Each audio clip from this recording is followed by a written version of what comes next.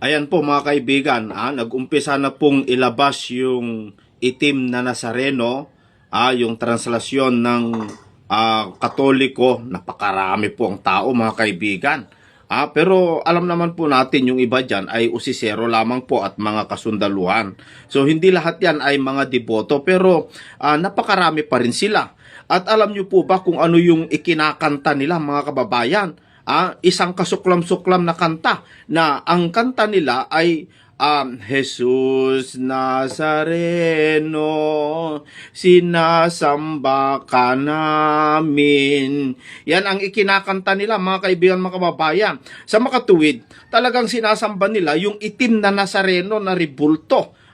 Alam naman po natin na hindi po yun ang ating Panginoong Jesucristo, kundi yan lamang po mga kaibigan ay isang rebulto o isang hakang imahinasyon ng mga gumawa ng larawang inanyuan. So, marami talagang nalinlang, maraming naloloko dahil hindi po nagbabasa ng Biblia.